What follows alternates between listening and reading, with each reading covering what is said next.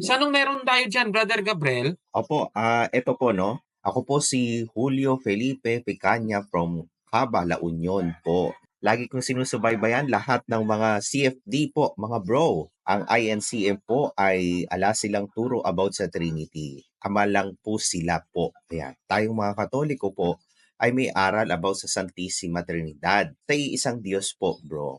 Ito lamang po ang aking tanong lang po, Brother Gabriel. Ay ganito po, sa Last Supper at bakit po ang pari lang po ang umiinom sa inihambing ng ating Panginoong Hesukristo na kanyang dugo na alak? Ba't siya lang po ang umiinom po, bro?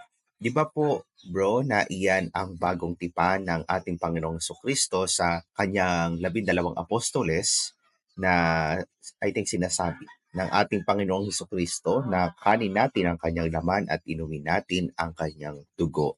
Po, bro, sa komunyon po yun, bro. Ang kanyang katawan, sana pati members, lahat ng kapwa kong Katoliko, dapat iinom din tayo ng dugo o alak. Di ba po, bro? Yan po ang isang tanong lamang po, bro. Thank Ayan, maraming salamat ano, kapatid na Julio, Felipe. Shout out sa mga taga Caba, La Union at, sa you. mga nanonood sa atin diyan sa Diocese of, Payumbong diyan sa Nueva Vizcaya. Sige, so sasagutin na natin yung tanong 'no, kung bakit, Apo. hindi daw gano'n ano, yung mga pari daw lamang yung Mm-mm. umiinom ng alak. Okay, Yan. sige. So yung gagawin natin, basahin muna natin ano, baka sabihin naman ng iba, dapat sa Biblia lang basahin, dapat sa Biblia lang basahin o yung Eh, mga palpak o sa Iglesia oo. Katolika hindi kami naniniwala na Biblia lamang yung batayan. Dapat yung pagbabatayan ay yung Iglesia ng Diyos na buhay. Yes. Basahin muna natin 'yan sa unang Timoteo 3:15 kapatid na Gabriel. Ngunit kung ako'y magluwat ng mahabang panahon, ay upang maalaman mo kung paano ang dapat sa mga tao na ugaliin nila sa bahay ng Diyos, na siyang iglesia ng Diyos na buhay at haligi at saligan ng katotohanan. Iglesia ng Diyos na buhay, yun yung haligi at saligan ng katotohanan. So sa Iglesia Katolika, naniniwala tayo na hindi lamang Biblia ang batayan. Yung Biblia kasi, produkto yon ng iglesia. Iglesia. O, Amen. oo, baligtad sa iba baligtad sa iba kaya naninira sila sa atin. O, dapat daw basahin sa Biblia. Sige, so bakit nga ba gano'n kapatid na Gabriel? Oh, yung unang rason basahin muna natin yung CCC 1331, pakibasa yung unang bahagi nung 1331 kapatid na Gabriel. Ayan, sa 1331, Holy Communion. Because by this sacrament, we unite ourselves to Christ, who makes us sharers in His body and blood to form a single body. We also call it the holy things, Tahagya Sancta, the first meaning of the praise communion of saints in Apostles' Creed, the bread of angels, bread from heaven, medicine of immortality, viaticum.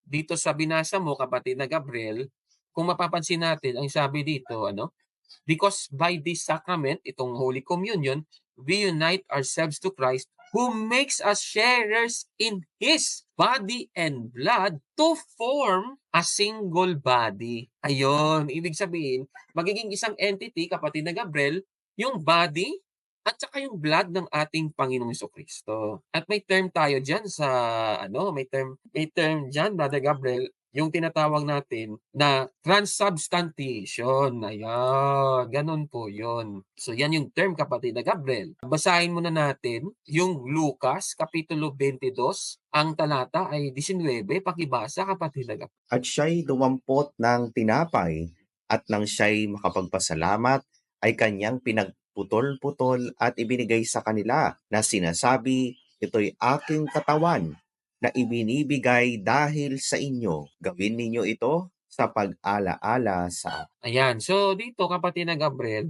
yung katawan ng, ating Panginoong Jesucristo sa pamamagitan po nung tinapay, yun ano, yun yung ginagawa natin sa Iglesia Katolika. So inaalala natin yung kaganapang ito sa 22:19 ng Lucas. Ngayon kapatid na Gabriel, bakit daw sa mga laiko ay kumakain tayo katawan ni Kristo bread. lamang o yung bread daw na katawang ni Kristo lang daw yon. Eh, sa totoo lang po, during the consecration, kapatid na Gabriel, na kino-conduct ng pari, yung katawan ay yung, bread at saka yung, wine, 'di ba tinataas niya yung wine tsaka yung bread. Mm, Yung mm, bread tinataas niya, yung wine tinataas din niya. So, yung nangyayari nagkakaroon po ng transubstantiation. So, transform po siya into the body and blood of our Lord Jesus Christ. So, ibig sabihin, yung tinapay na ipinapakain, yan po ay yung katawan na at saka yung dugo na ng ating Panginoong Jesucristo. So, dalawa na yung nasa tinapay, gano'n 'yun. So, nagiging isang substance na, ika nga do'n sa CCC 1331. Naging isang body na, 'yun yung tinutukoy diyan. Ngayon, Brother Gabriel, eh, baka sasabihin, eh, nasa Biblia ba 'yan? Kailangan ba, eh, mayroong, wine din, pasa-pasa mo yung wine?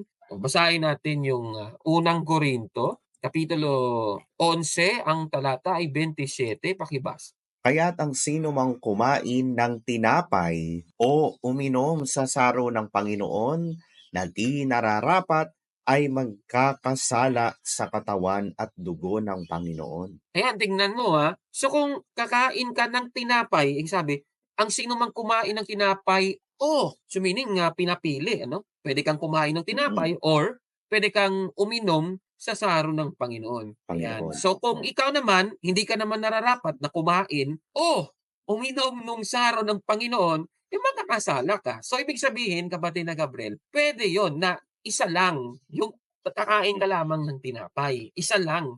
Kasi nando'n na yung katawan at dugo ng ating Panginoong Jesucristo. Kasi sabi nga diyan, o tignan mo sa talata, ang sabi, kung kakain ka daw ng tinapay na hindi ka nararapat, magkakasala ka sa katawan at hindi naman sinabing sa katawan ng Panginoon, wala namang gano'n, eh. Ang sabi, sa katawan ka at dugo ng Panginoon ka nagkakasala. Sa dalawa ka nagkakasala. O 'di ba, gano'n 'yun. Yun yung essence ng transubstantiation. Basahin natin yung, CCC 14:13. Pakibasa kapatid na By the consecration of the transubstantiation of the bread and wine into the body and blood of Christ is brought about under the consecrated species of bread and wine. Christ himself, living and glorious, is present in a true, real, and substantial manner. His body and his blood, with his soul and his divinity. Ayan.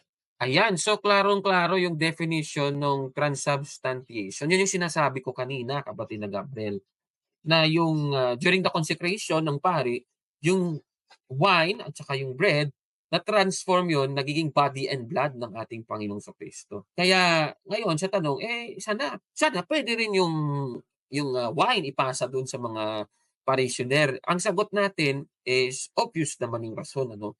Isa sa mga rason hygienic, 'di ba? Hygienic, hindi naman practical na magpasa-pasa nung cup. Ano ba, kailangan mo ba ng 10,000 baso siguro niyan para maging, okey ano Mm-mm. at hygienic yung, gawain. So yung ginagawa, ika nga nila, sabagay tinapay yung na-consecrate na host, Brother Gabriel, nandoon na yung dugo, nandoon din yung katawan ni Kristo. So yun na lang yung ipamahagi. Gano'n yun, kapatid na Opo. Gabriel.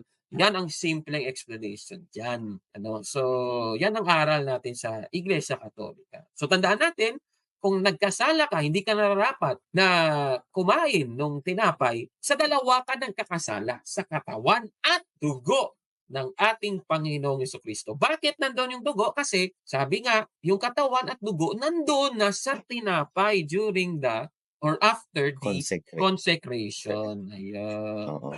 So yon ang sagot natin at, pakibasa nga yan yung nasa New International Version ng, unang Korinto 11:27, pakibasa. Therefore, whoever eats the bread or drinks the cup of the Lord in an unworthy manner will be guilty of sinning against the body and the blood of the Lord. Ayan, tignan mo yung construction, kung sino yung kakain ng tinapay or 'di ba, o iinom ng, saro ng Panginoon na hindi naman nararapat, eh, sa dalawa ka talagang magkakasala. Sa nakita mo, Brother Gabriel. So, ibig sabihin kung Opo, iinom ka ng, saro ng Panginoon, pero hindi ka pala nararapat na uminom, automatic sa dalawa ka talagang magkakasala. magkakasala. Bakit sa dalawa kang magkakasala? Kasi transubstantiation, ayun, 'yun ang rason. Kaya nga, kapatid na Gabriel, basahin natin yung Gawa 20:7. Pakibasa, kapatid na Gabriel. On the first day of the week, we came together to break bread. Paul spoke to the people, and because he intended to leave the next day, keep on talking until midnight. Ayan, klarong-klaro, sa tinapay nga lang sila, eh. Hindi sinabing to break bread and drink wine, walang Right? gano'n. Oo, Oo, walang gano'n. To break bread, okey na 'yun. So, enough na 'yun, kapatid na Gabriel, gano'n 'yun. 'Yan ang katotohanan diyan. So, at least 'no, nasagot na yung tanong. Baka sasabihin naman nila, Brother Gabriel, bakit yung pari dalawa? Oh, 'di ba, sabi ng iba, bakit yung pari mm, malaki yung ostya niya? Siyempre para visible sa lahat, 'di ba? sa Malaking lahat. Tama ostya, po. oo, kasi marami yung tao. Practically, kung itataas mo yung ostya nung pare, kasabay na yun nung iba. Oo, so ipinapakita mo, ito yung itsura. Kasi kung halimbawa, malapad naman yung simbahan, nasa likod ka, tapos maliit yung itataas nung pare, makikita mo ba yung ostya? Hindi mo makikita yun 'no? O baka pagbintangan mo pa yung pare, wala namang consecration, kalokohan yung pare na 'to, oh, 'di ba? So, gano'n po 'yun. So, by visibility purposes. Yung iba kasi practical ano, yung mga rason. So, kung minsan, Mm, hindi naman kailangan talaga ng talata. Sasabihin mo lang yung practical reason. Gano'n po 'yun mga kapatid, 'di ba? opo. Sige, so 'yan na lang yung siguro yung sagot natin ano. Po, ayan. Thank you po, Kaburnok. At thank you din po sa kapatid natin na to na nagtanong na si kapatid na Julio Felipe. Ayan, maraming salamat po sa Diyos. I hope may bago kayong natutunan dito sa ating topic. Ingatan naman po tayong parati ng ating Panginoon.